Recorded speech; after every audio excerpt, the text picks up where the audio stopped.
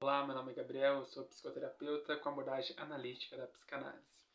Nesse vídeo eu venho falar um pouquinho sobre a repressão de sentimento, que é nada mais do que reprimir suas emoções, não falar sobre elas, se calar na maioria das situações adversas do seu dia a dia. Assiste o vídeo até o final, não deixe de se inscrever no canal, curtir e, se possível, deixar seu comentário. Agradeço muito. Vamos lá então. A repressão de sentimento, o próprio nome já diz sobre o que se trata, né, de reprimir emoções, muitas das vezes o que traz à tona um transtorno chamado de ansiedade. Tá?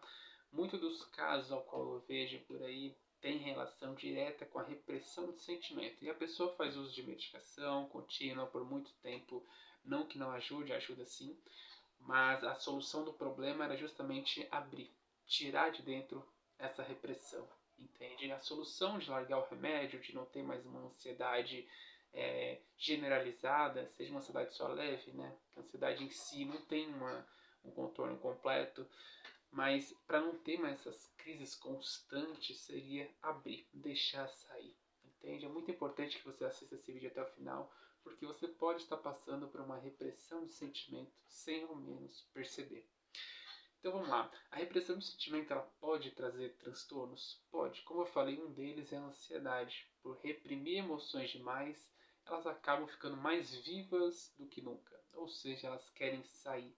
E as emoções, quando elas estão muito reprimidas, muito intensas, afloradas, né, sobrecarregadas, o copo cheio de água, elas acabam gerando o quê? Crise, seja uma crise de choro relacionada a uma crise depressiva, seja uma falta de ar, palpitação, de um transtorno de ansiedade, uma crise ansiosa normalmente, uma crise de pânico, né? Sintomas como insônia repentina, que você fica a semana inteira, antes não tinha, começou a ter uma insônia sem explicação, é observado se você não está reprimindo suas emoções, tá? Pode ser dali, e é bem mais comum do que você imagina acontecer esse tipo de coisa, tá?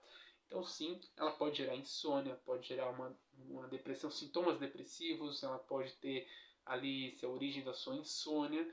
Então, a repressão de sentimento é um perigo assim bem grande para quem não fala. E o falar é muito importante. O que acontece então se você reprimir? Como eu já venho falando, é mais um complemento, né, dessa pergunta.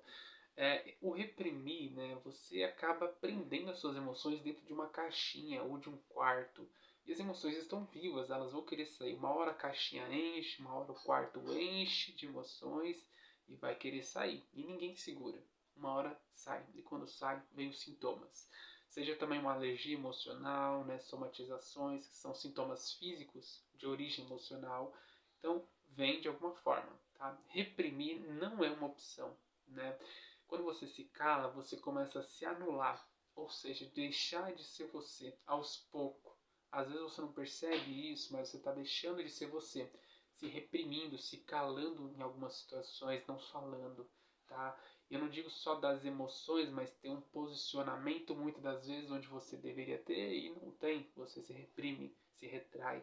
É importante falar, tá? E por último, né, não mais importante que os outros, mas de igual, seria como direcionar e soltar essas emoções. Tá?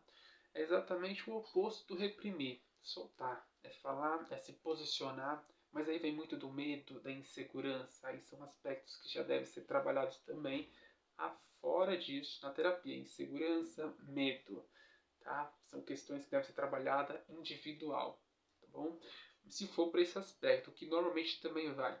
Mas há exceções onde o que está causando essa questão de retração, de o que está impedindo de você falar, de demonstrar emoções, o que é. É importante identificar para contornar, para soltar isso, entende? Deixar livre quem você é, ser você, não se anular, entende? É importante isso. Então, nessa questão de soltar emoções, realmente tem que ser soltada. Agora, muitas das vezes você pode começar a soltar emoções, falar, se posicionar e gerar problemas para você. Problemas realmente de convívio social, por exemplo, é o mais comum, né?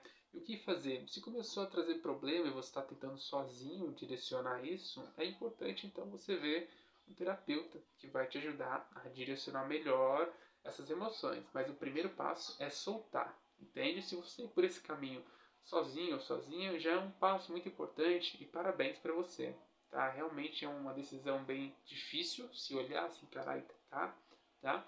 Você conseguindo, ótimo, viu que está com dificuldade, começou a trazer alguns problemas, procurar ajuda terapêutica para melhor direcionar, ter um manejo mais adequado das suas emoções. Se você foi para a terapia primeiro, perfeito. Mantenha-se ali em constância que você vai ter esse encontro consigo mesmo, entendendo o que está acontecendo e depois um direcionamento, um manejo. Entende? É importante ter uma terapia nesse terceiro destaque que eu trouxe para vocês hoje. Espero que esse vídeo tenha clareado um pouco a mente sobre a importância de não reprimir as emoções e sim soltá-las, porque elas não morrem, elas continuam vivas e cada vez mais intensas, mais fortes, querendo sair. Então, fechar a boca não é uma opção.